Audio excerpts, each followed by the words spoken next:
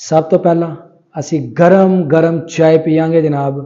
नाश्ता सुबह कर लिया सी ते हुण चाय दा टाइम ते चाय पी के इंशाअल्लाह अज दी जिहड़ी रूटीन है मेरी वो तुहाडे नाल कीती जाएगी शेयर। ते मौसम बड़ा ज़बरदस्त है, धुप लगी है। सुबह सहरी टाइम बारिश हुई है, तकरीबन 2 घंटे हल्की फुल्की बारिश होंदी रही है, लेकिन इन्नी भी हल्की फुल्की नहीं। तो अज इंशाअल्लाह अपने गाँव के अंदर गाँव तो बाहर जो भी सूरत हाल इंशाअल्लाह तुहाडे नाल कीती जाएगी शेयर। तो मेरे नाल जुड़े रहियो जी।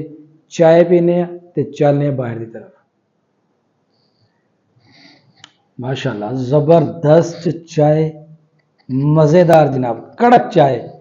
तो चाय दे नाल हुंदा जी सारा दिन बंदा एक्टिव रहिंदा है, अपनी वर्किंग दे विच जरा बंदा सुस्ती दा मुजाहरा जिहड़ा ना वो बिल्कुल नहीं करता। तो चाय पीने तो बाद इंशाअल्लाह जी चलने बाहर की तरफ।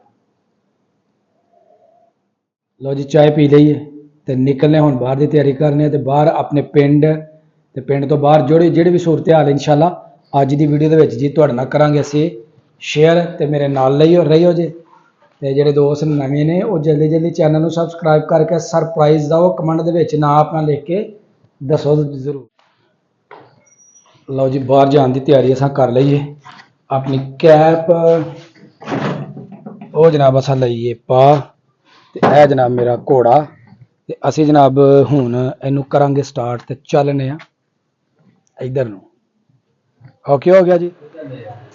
लो जी फरूक भाई की शाप पे आए हैं। माशाल्लाह देहात के अंदर बड़ी ज़बरदस्त शाप है। तो यह जनाब कपड़े सिलाई कर रहे हैं। असां भी 2 सूट दिते ने, एक मिल गया तो एक ने कहा जी अगली ईद ते मिलेगा। तो पता नहीं इन्हें हुण या तो आप ही घुटना है तो या जनाब किदों मिलता है। फरूक साहब किदन मिलेगा? मिल जाता हफ्ते खंड तक जनाब। यह जनाब इन्हों के बड़े उस्ताद ते एन इन्हों दे अपना दादा उस्ताद। हाँ जी उस्ताद जी मारो जरा पुठिया सीधिया सलाइयां जल्दी जल्दी। हाँ जी एक किस्म का कबूतर बीमार हो जाए, कुकर में वाह लग जाए, डॉक्टर साहब ने नाल। वाह जी वाह, है साहब होनी। हाँ जी उस्ताद जी गल ठीक कहने ने उस्ताद होनी। लो जी कहते ने उस्ताद होनी गल ठीक कहते हैं। तो चलने जनाब हुण इस तरफ तो देखने उत्थे दोस्त की करन दे। लो जी ए ने साढ़े उस्ताद जान रैंबो साहब देख सकते हो माशाल्लाह। ए ने जनाब ग्लव्स मास्टर। स्पीड चेक करो जनाब इन्हां दी। आओ जी धागा तोड़ बैठे जे। ए जनाब ए भी पैडल मास्टर साहब बैठे ने। ए जनाब इधर स्पीड चेक करो, घुमाते जान दे ने। ए जनाब ए ने जनाब इन्हां दे बड़े उस्ताद बार बार धागे तोड़न दे जी। 10वीं उस्ताद ने धागा तोड़ बैठे ने। हाँ जी उस्ताद जी छुट्टी नहीं मिला की थी? उस्ताद जी छुट्टी नहीं की थी? तो चलो आप बाहर चले यार, फिर ये तुरे एंजॉय करिए लाइफ नो। हुणी चलिए फिर ठीक है। लो जी ठीक हो गया जी। मेन रोड के उपर मौजूद जी मोहम्मद इरफान हेयर स्टाइल वाले की दुकान के उत्ते हुण असीं आ गए। उन्होंने शागिर्द जिहड़े ने पिछे कर रहे हैं काम। आप ही के काम के सिलसिले बाजार की तरफ गए हैं। तो 2 शागिर्द ने जी माशाल्लाह गाहकां नूं कर रहे हैं डील। तो बेटा कर लेंगे कटिंग सही, और उस अलावा हथ शेव सारे स्टाइल बना लेंदे हो ना? क्या बात है जी। यह जनाब एक उन्होंने शागिर्द है, यह जनाब इन्हों का ताज़ा शागिर्द है। तो माशाल्लाह काफ़ी काम जो ना हुण बच्चा कर लेंदा है। तो मेन रोड वाल जनाब यह देख सकते हो जी बारिश हुई, बारिश की वजह के नाल जिहड़ा ना वो काफ़ी पानी जिहड़ा वे वो इत्थे जमा हो गया। तो यह साडा मेन रस्ता है जिहड़ा इस तरफ नूं जांदा है। तो पानी जिहड़ा ना जमा, देखो किस तरह लोग गुजरन दे ने। गुजरन वाले नूं किन्नी परेशानी का सामना जिहड़ा वो करना पैण दिया। यह जी साडा मेन रोड है, और मेन रोड के उपर असीं चढ़ गए हैं। तो अगे जनाब बकरियां वाले खड़े ने, तो उधर खड़े होने वाले देख रहे हैं जानवर कितने खूबसूरत। है जनाब सामने जानवर खड़ोते।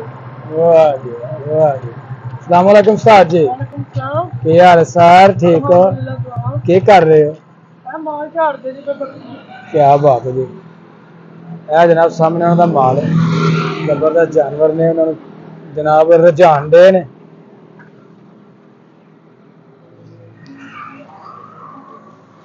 ਉਹ ਖਲੋ ਉਹ ਖਲੋ ਉਹ ਖਲੋ ਉਰੇ ਆ ਉਰੇ ਆ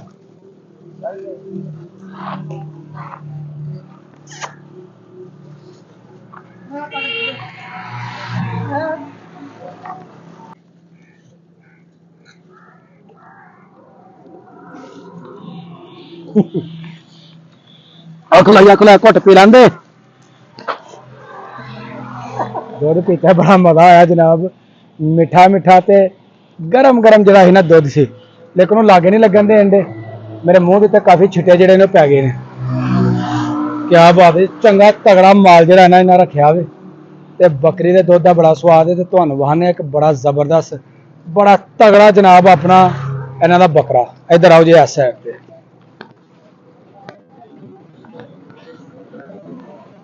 ਕਿਆ ਬਾਤ ਹੈ ਜੀ ਇਹ ਬਹੁਤ ਤਗੜਾ ਇਹਨਾਂ ਦਾ ਜਾਨਵਰ ਖਲਾਓ ਖਲਾਓ ਖਲਾਓ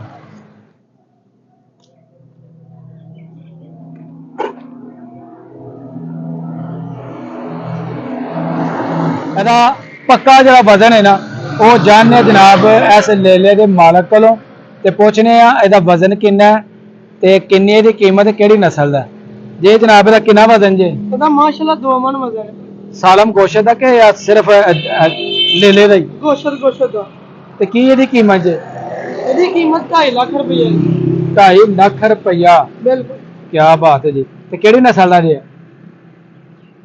ਇਹ ਨਸਲ ਬਹੁਤ ਚੰਗੀ ਹੈ ਹਾਂ ਦਾ ਜਵਾਨ ਹੈ ਉਸ ਤੋਂ ਇਲਾਵਾ ਇਹਨਾਂ ਦੇ ਦੂਸਰੇ ਦੀਗਰ ਜਿਹੜੇ ਜਾਨਵਰ ਨੇ ਇਹ ਵੀ ਮਾਸ਼ਾਅੱਲਾ ਇੱਕ ਤੋਂ ਵੱਧ ਕੇ ਇੱਕ ਜਿਹੜਾ ਇਹਨਾਂ ਦਾ ਜਿਹੜਾ ਜਾਨਵਰ ਹੈ ਤੇ ਅਸੀਂ ਬੜੇ ਖੁਸ਼ ਹੋਏ ਜਨਾਬ ਇਹਨਾਂ ਦੇ ਜਾਨਵਰ ਵੇਖ ਕੇ ਕਾਫੀ ਜੇ ਅਸੀਂ ਸੈਰ ਸਪਾਟਾ ਕਰ ਲਿਆ ਤੇ ਕਾਫੀ ਟਾਈਮ ਹੋ ਗਿਆ ਤੇ ਇੱਥੇ ਅੱਜ ਦੀ ਸਾਡੀ ਵੀਡੀਓ ਜਿਹੜੀ ਉਹ ਹੋ ਗਈ ਮੁਕੰਮਲ ਅਗਰ ਵੀਡੀਓ ਲੱਗੇ ਚੰਗੀ ਤੇ ਵੀਡੀਓ ਨੂੰ ਇੱਕ ਲਾਈਕ ਕਰ ਦੇਣਾ ਤੇ ਜਿਹੜੇ ਦੋਸਤ ਮੇਰੇ ਚੈਨਲ ਤੇ ਨੇ ਜਲਦੀ ਮੇਰੇ ਚੈਨਲ ਨੂੰ ਸਬਸਕ੍ਰਾਈਬ ਕਰ ਦਿਓ ਤਾਂ ਕਿ ਆਉਣ ਵਾਲੀ ਵੀਡੀਓ ਦਾ ਨੋਟੀਫਿਕੇਸ਼ਨ ਤੁਹਾਨੂੰ बर वक्त ਪਹੁੰਚਦਾ ਰਹੇ ਮੈਨੂੰ ਦਵੋ ਇਜਾਜ਼ਤ ਹਮੇਸ਼ਾ ਖੁਸ਼ ਰਹੋ ਆਬਾਦ ਰਹੋ ਅੱਲਾਹ ਹਾਫਿਜ਼